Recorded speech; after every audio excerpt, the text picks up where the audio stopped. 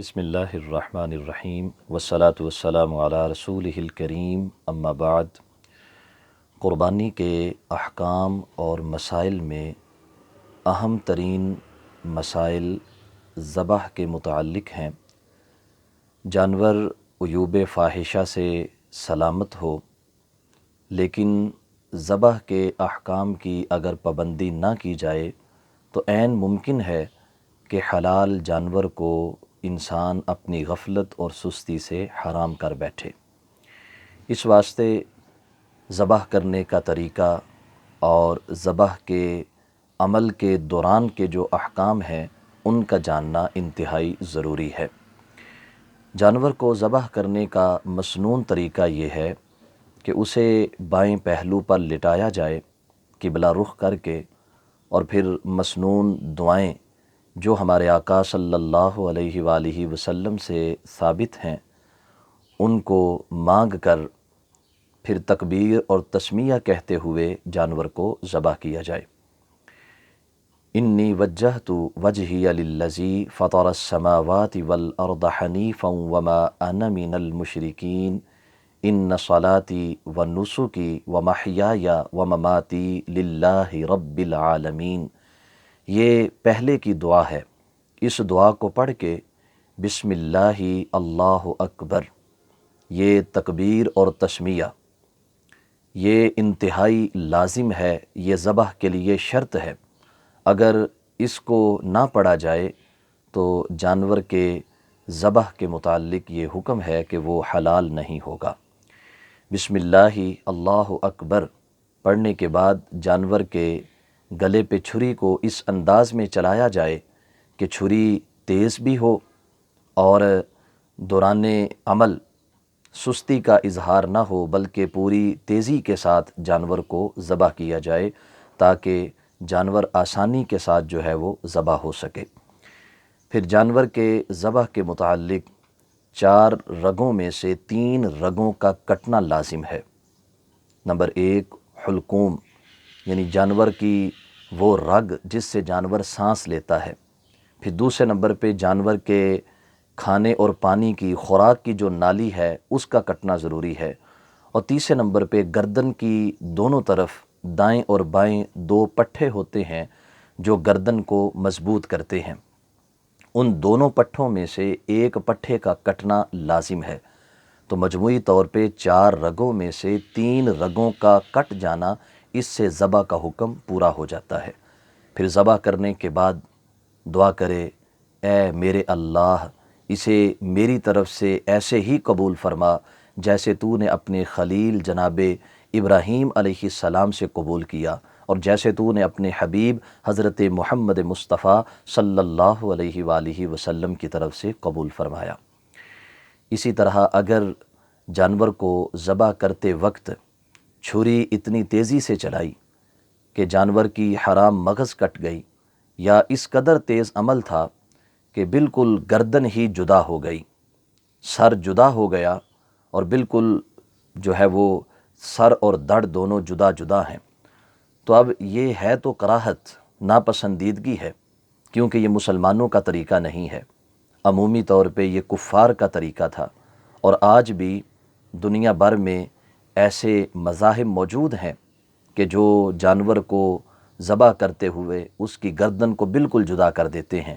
جیسے ہندوستان میں، بھوٹان میں اور نیپال میں آج بھی بدھ مت کے پیروکار یا ہندوؤں کے کچھ دھڑے ایسے ہیں کہ جو جانور کو شکنجے میں کسنے کے بعد اس کی گردن کو بالکل اس کے سر سے جدا کر دیتے ہیں۔ تو ہمیں اس عمل سے روکا گیا اور اس میں ناپسندیدگی کا اظہار ہے۔ یہ مسلمانوں کا طریقہ نہیں ہے، لیکن اگر اس طریقے سے کوئی جانور کو ذبح کر لیتا ہے تو اس سے جانور ذبح ہو جائے گا، جانور حلال ہوگا، اور اس کا گوشت بھی جائز اور حلال ہوگا۔ جو کراہت ہے وہ گوشت کے اندر سرایت نہیں کرتی۔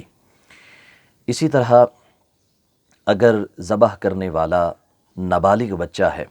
مسلمان ہو، نابالغ ہو یا بالغ ہو، مرد ہو یا عورت ہو، وہ شریعت مطہرہ کے بالکل پابند ہوں، یا کہیں سستی بھی ہو، غفلت بھی ہو، نافرمانی بھی ہو، تو ان کا ذبیحہ جائز ہے، ان کا ذبح کرنا حلال ہے، ان کے ذبیحہ پر حرمت کا حکم نہیں آئے گا۔ تو اس لیے بہتر یہ ہے کہ قربانی کرنے والا خود اپنے جانور کو قربان کرے مسنون طریقے کے مطابق، اور اگر قصاب سے وہ جانور ذبح کروا رہا ہے تو اس قصاب کا مسلمان ہونا شرط ہے، اگر وہ مسلمان نہیں ہے تو پھر اس کا ذبیحہ جائز نہیں ہوگا۔ اسی طرح عمومی طور پہ جانور کو جب لٹا لیا جاتا ہے، اور بالخصوص جو بڑا جانور ہوتا ہے، اس کی حرکت اور اس کی رد عمل اور مدافعت کی وجہ سے بسا اوقات قصاب کو بولنا پڑتا ہے کہ اس کی ٹانگوں کو مضبوطی سے پکڑو یا اس کی دم کو مضبوطی سے پکڑو، یہ حرکت میں نہ آئے۔ تو اب اس صورت میں اگر تکبیر اور تسمیہ پڑھ چکا ہے، بسم اللہ اللہ اکبر، جو ذبح کے لیے شرط ہے، اگر یہ پڑھ چکا ہے اور یہ پڑھنے کے بعد اگر وہ گفتگو کرتا ہے تو پھر یہ دیکھا جائے گا کہ وہ گفتگو اگر عمل قلیل ہے، مثلا یہ کہے کہ چھری تیز کر لاؤ، یا یہ کہے کہ اس کی ٹانگوں کو مضبوطی سے پکڑ لو، یا وہ پانی پینا شروع کر دے، یا پان کھا رہا تھا اور پان کی پیک تھوکنا شروع کر دے، یا کوئی نوالا پکڑ کے اسے چبانا شروع کر دے، تو یہ عمل قلیل ہے۔ یعنی عادتاً ہم اپنے عرف میں اسے چھوٹا سا عمل کہیں گے، تو عمل قلیل کی وجہ سے تسمیہ اور ذبح کے درمیان اگر عمل قلیل حائل ہے تو اس سے قربانی پر حرف نہیں آئے گا۔ لیکن اگر وہ عمل کثیر ہو جائے، لمبی چوڑی گفتگو شروع ہو جائے، واقعات سنانا شروع ہو جائے، یا بسم اللہ اللہ اکبر پڑھنے کے بعد کسی اور معاملے کے اندر وہ شامل ہو جائے، تو پھر اس صورت میں اگر دوبارہ وہ بسم اللہ اور اللہ اکبر نہیں پڑھتا تو اس طرح قربانی کرنے سے قربانی حلال نہیں ہوگی۔ اس واسطے اپنے قصاب کو یہ بات سمجھائیں کہ بھائی آپ کی معمولی لاپرواہی ہمارے لیے نقصان کا باعث ہو سکتی ہے۔ وہ جانور کہ جس کے خون کے پہلے قطرے سے ہی ہماری خطاؤں کی بخشش ہے، وہ جانور جو قیامت کے دن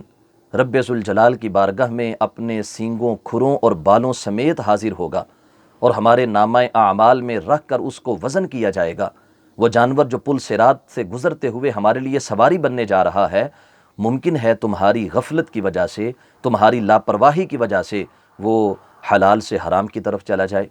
اس لیے اپنے قصاب کو ان باتوں کا پابند کریں کہ وہ بسم اللہ اللہ اکبر پڑھتے ہی فوری طور پہ جانور کو ذبح کر دے۔ اس نے جتنی گفتگو کرنی ہے، جتنے واقعات سنانے ہیں، وہ بعد میں سنا لے، تاکہ عین وہ عظیم لمحہ کہ جس لمحے کے متعلق حکم یہ ہے کہ رب ذوالجلال اس جانور کے ذبح ہوتے ہی خون کے قطرے کے زمین پر آنے سے قبل قربانی کرنے والے کی خطائیں معاف فرما دیتا ہے، اس لمحے میں کسی قسم کی کوئی غفلت نہیں ہونی چاہیے۔ اسی طرح جب جانور کو ذبح کر لیا جاتا ہے تو جب تک جانور خود ٹھنڈا نہ ہو جائے، یعنی اس کے بدن سے خون نکلنے کے بعد جب تک اس کی حرکتیں جو ہیں وہ بند نہیں ہو جاتی، جب تک جانور عرف میں ٹھنڈا نہیں ہو جاتا، تب تک اس کی کھال اتارنا جائز نہیں ہے۔ یہ واقعات بھی سننے میں دیکھنے میں آئے ہیں کہ قصاب اپنا وقت بچانے کے لیے اور جانور کو جلد ٹھنڈا کرنے کے لیے اسے ذبح کرنے کے بعد اس کے بدن پہ مختلف مقامات پہ کٹ لگا دیتے ہیں، یا اس کے سینے کے اندر چھرا گھونپ دیتے ہیں کہ جس سے اس کی دل کی دھڑکن جو ہے وہ جلد بند ہو جائے گی اور اس کی حرکت جو ہے وہ جلد ختم ہو جائے گی، اور اس سے مقصود صرف ان کا اپنا وقت بچانا ہے۔ شرعی طور پہ ایسا کرنا درست نہیں ہے۔ جانور جب تک خود خون نکلنے کے بعد ٹھنڈا نہیں ہو جاتا، کسی اور طریقے سے اسے ٹھنڈا کرنا جائز نہیں ہوگا، اور نہ ہی اس کی کھال اتار کر اس کو تکلیف دینا جو ہے وہ جائز ہوگا۔ اس لیے اپنے قصاب کو خوب ان باتوں کو سمجھائیں کہ بھائی آپ اپنا وقت بچانے کے لیے ہمیں نقصان کی طرف نہ لے کر جائیں، آپ اپنا وقت بچانے کے لیے ہمیں اللہ رب العالمین کی نافرمانی کی طرف نہ لے کر جائیں۔ آپ انتظار کر لیں، 2 یا 5 منٹ کی بات ہے، زیادہ سے زیادہ 10 منٹ کی بات ہے، تو ان 5-10 منٹس کے اندر جانور خود بخود ذبح ہونے کے بعد ٹھنڈا ہو جائے گا، تو ہم اس کا انتظار کر کے اپنے آپ کو اللہ کی بارگاہ میں اجر کا حقدار بنائیں، نہ کہ اللہ کی نافرمانی کی طرف جائیں۔ اسی طرح جانور کا بہتا ہوا خون، اس کا حکم یہ ہے کہ وہ نجس ہے، حرام اور ناپاک ہے۔ یہ نہیں کہ یہ قربانی کا خون ہے تو یہ بدن پہ لگ جائے تو حلال ہے یا ہم اسے کسی استعمال میں لا سکتے ہیں۔ یاد رکھیں، دم مسفوح، بہتا ہوا خون نص قطعی کے مطابق حرام ہے، اس کا جو استعمال ہے وہ بھی حرام ہے۔ اگر وہ بدن پہ لگ جائے بدن ناپاک ہوگا، اگر کپڑوں پہ لگ جائے کپڑے ناپاک ہو جائیں گے۔ یہ تو قربانی کا خون ہے، شہید جو بڑی عظمتوں کا حامل ہے، شہید کی گردن پہ جب وار ہوتا ہے اس کی نظر میں رب کا دیدار ہوتا ہے، اگر شہید کا بہتا ہوا خون بھی بدن پہ لگ جائے تو بدن ناپاک ہو جاتا ہے۔ اس لیے قربانی کے جانور کا بہتا ہوا خون، اس کے لیے بہترین طریقہ یہ ہے کہ زمین میں گڑھا کھود کر وہ خون وہاں منتقل کر دیا جائے، اور اگر اس کا اہتمام نہیں ہے تو پھر اگر وہ نالی میں بھی بہہ جائے تو حرج نہیں، لیکن بدن پہ لگنے کی صورت میں بدن ناپاک ہوگا، زمین پہ لگنے کی صورت میں زمین ناپاک ہوگی، اور کپڑوں پہ لگنے کی صورت میں کپڑے ناپاک ہو جائیں گے۔ بدن کا دھونا، زمین کا صاف کرنا اور کپڑوں کا صاف کرنا یہ ضروری ہوگا، اس لباس کے اندر نماز ادا کرنے سے نماز نہیں ہوگی۔ یہ چند ذبح کے متعلق احکام تھے جن کا جاننا انتہائی لازم اور ضروری ہے۔ دعا ہے خالق کائنات جل جلالہ ہمیں بہترین طریقے سے، مسنون طریقے سے اپنے جانوروں کو ذبح کرنے کی توفیق عطا فرمائے۔ وآخر دعوانا ان الحمد للہ رب العالمین۔